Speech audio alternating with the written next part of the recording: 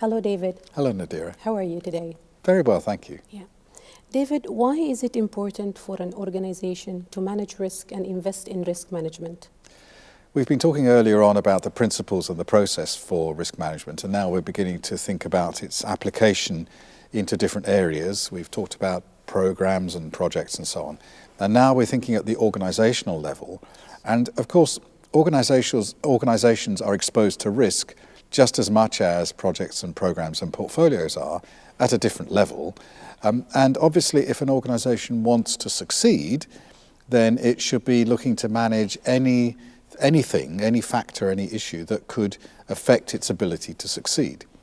And we've defined risk as the ISO 31000 standard says risk is the effect of uncertainty on objectives, or the simpler definition we've worked with a little bit is risk is uncertainty that matters. Yeah. So an organization at the top level has objectives. It has strategic goals, it exists for a purpose, and there are uncertainties that could affect its ability to achieve that purpose. They would be risks. They include threats and opportunities, like all risks. So there are things at the organizational level which could make it hard for it to achieve its objectives, or which could make it easier.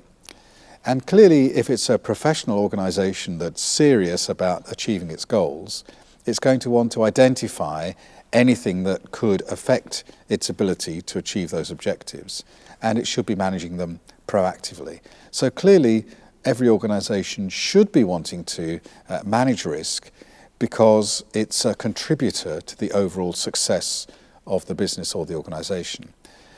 But then comes the question of investment. It's not just a question of recognizing that this enterprise is exposed to uncertainty, both threats and opportunities, and clearly we need to do something about it. Doing something about it costs money, takes time, requires effort. And so an organization has to be prepared to invest in risk management. And I think that word invest is quite important, to see risk management as an investment, not as a cost. Obviously, most organizations in these challenged times are wanting to reduce costs, and cost reduction is a constant challenge for most organizations. But investment is different. Investment is where you spend money, or you take time, or you employ resources in order to achieve a benefit. And there needs to be a cost-benefit relationship, a cost-benefit analysis, which is positive. So it's important for the organization at the top level to understand that risk management is an investment, not a cost. We're spending money now to save money later.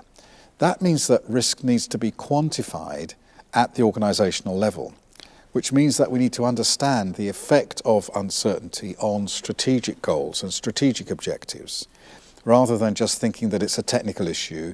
It's something for specialists in operations or in projects or in safety or in finance. For the top leadership of an organization to see risk is our responsibility as well, because we have corporate or strategic objectives that we are responsible for.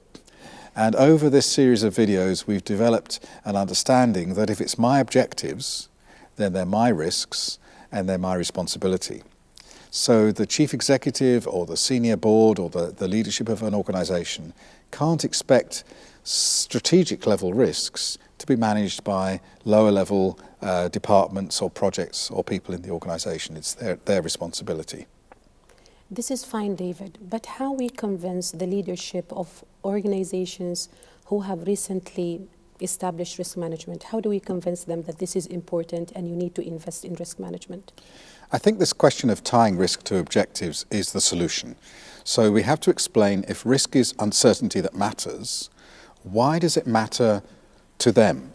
So convincing senior leadership is about showing them that uncertainty and risk is not just something for the operations or for the projects or for the technical people. Yes. But for them at the senior leadership level, there are things that could affect their own objectives. And that includes reputation, that includes the financial returns of the company. It may also include their own remuneration and bonuses, which is obviously very close to a lot of senior managers' hearts. So to make sure that they understand these things matter to them, matter to the organization, and then demonstrate the value, show them how this is being used in other organisations, perhaps in parallel competitor organisations, and also how it's working lower down in the organisation. We'll talk later on about whether we should introduce risk management top down or bottom up in an organisation. And the answer, of course, is both.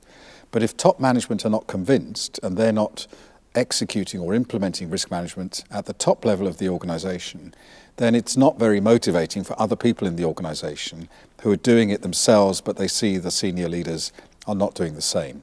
They have to understand that they own those strategic objectives and they're responsible for managing the risks that could affect them. So speaking their language and linking things to their objectives, showing them that risks matter to them, should persuade them that it's important for them to take account of it. That was very interesting, David. Thank you very much. You're welcome.